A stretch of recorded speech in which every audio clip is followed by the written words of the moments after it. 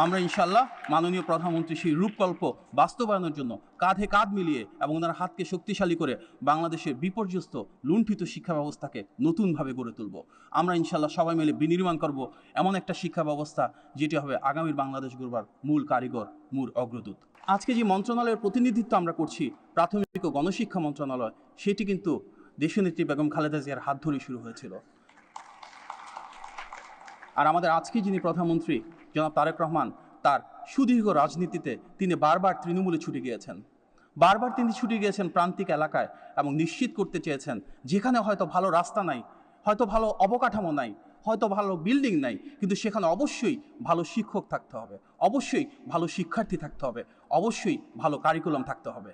বর্তমানে আমরা আমাদের মাননীয় শিক্ষামন্ত্রী, মাননীয় প্রাথমিক এবং গণশিক্ষা মন্ত্রণালয়ের প্রতিমন্ত্রী সচিব মহোদয় সহ এখানে আমাদের শিক্ষা মন্ত্রণালয় এবং প্রাথমিক ও গণশিক্ষা মন্ত্রণালয়ের সকলে মিলে সেই শিক্ষা ব্যবস্থায় সুনিশ্চিত করতে চাই।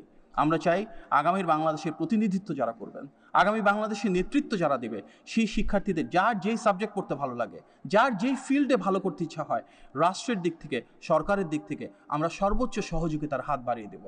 আমরা চাই মাননীয় প্রধানমন্ত্রী যে ভিশন রয়েছে তার আলোকে সারা বছর জুড়ে সংস্কৃতি এবং ক্রীড়া মন্ত্রণালয়ের সাথে আমাদের শিক্ষা মন্ত্রণালয়ের সন্নিবেশের মাধ্যমে দেশ জুড়ে প্রতিযোগিতা তৈরি হবে এবং দেশ জুড়ে সেই প্রতিযোগিতার মাধ্যমে সেরা শিক্ষার্থীরা, মেধাবী শিক্ষার্থীরা তাদের প্রতিভা এবং সৃজনশীলতার মাধ্যমে রাষ্ট্রীয় মূল্যায়ন পাবে।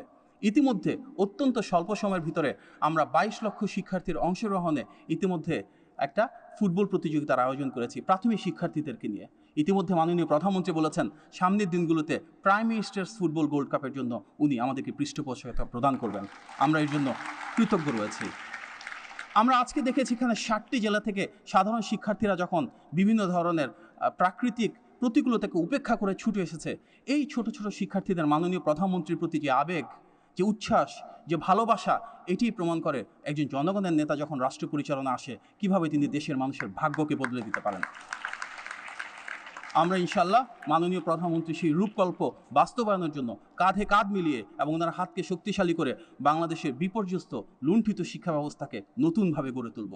আমরা ইনশাল্লাহ সবাই মিলে বিনির্মাণ করব এমন একটা শিক্ষা ব্যবস্থা যেটি হবে আগামীর বাংলাদেশ গড়বার মূল কারিগর, মূল অগ্রদূত।